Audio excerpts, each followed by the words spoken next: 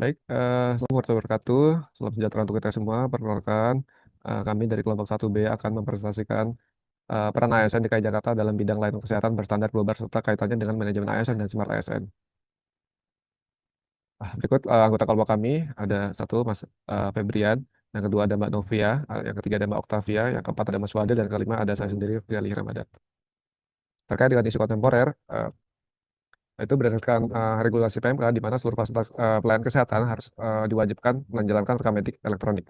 Namun untuk saat ini data lintas instansi masih terkendala sehingga saat pasien pindah pelayanan kesehatan itu harus mulai dari nol.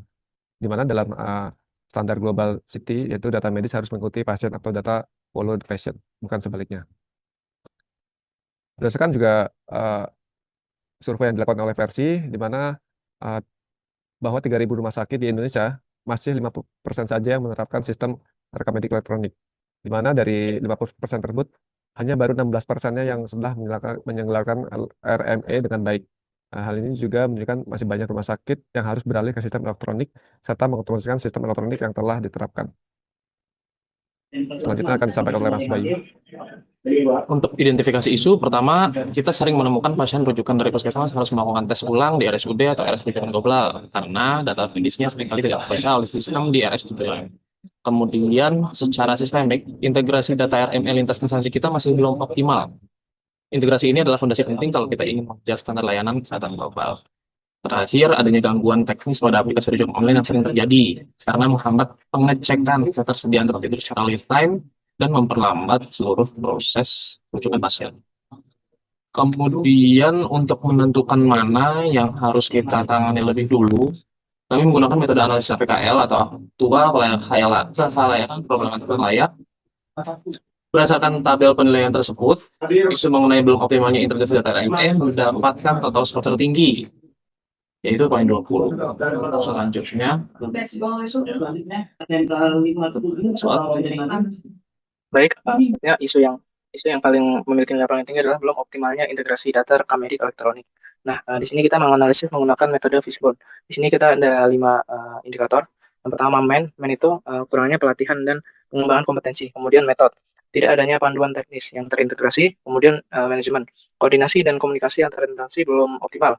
Lanjut ke material, perbedaan format dan kode referensi data belum memiliki standar. Kemudian yang kelima terakhir adalah environment. Ini keamanan data dan manajemen akses belum terstandarisasi. Next.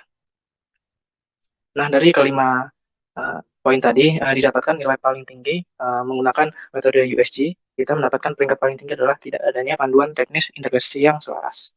Selanjutnya akan dilanjutkan oleh rekan saya. Baik, selanjutnya ada dampak. Yang pertama itu adalah layanan lambat dan tidak efisien. Karena kenapa? Akses data pasien tidak real time sehingga durasi pelayanan lama. Lalu kedua ini ada kepercayaan masyarakat menurun karena proses pelayanan itu lama. Yang ketiga ada standar global yang di mana terhambat sulit mencapai prinsip modern healthcare. Lalu selanjutnya ada solusi alternatif. Yang pertama itu ada pembuatan panduan teknis. Yang kedua itu ada SOP dan ketiga akan membuat notifikasi data pasien menuju RS rujukan. Selanjutnya akan dibacakan oleh rekan saya. Baik, untuk menentukan solusi prioritas, yaitu kita menggunakan metode McNamara, di mana peringkat pertama ditemukan, yaitu membuat panduan teknis mengenai input data RME sesuai standar internasional bagi tenaga medis berupa e-book. Itu merupakan peringkat yang pertama. Selanjutnya, keterkaitan dengan Smart ASN yaitu ada 8 pilar. Pertama yaitu integrasi, di mana informasi dari e-book ini informasinya harus akurat dan valid serta menjaga kelangsungan pasien dan juga sesuai regulasi dan etika. Yang kedua yaitu nasionalisme, di mana mendukung kualitas layanan kesehatan agar bersaing dengan standar nasional dan global. Yang ketiga yaitu profesionalisme, di mana penyusunan sistematis dan struktur serta menggunakan referensi terpercaya.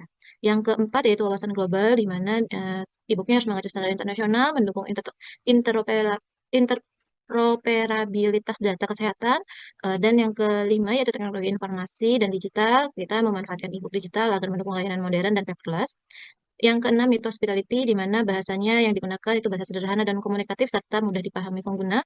Yang ketujuh ya networking, di mana kolaborasi yang kita lakukan dengan tenaga medis dan menyesuaikan kebutuhan pengguna.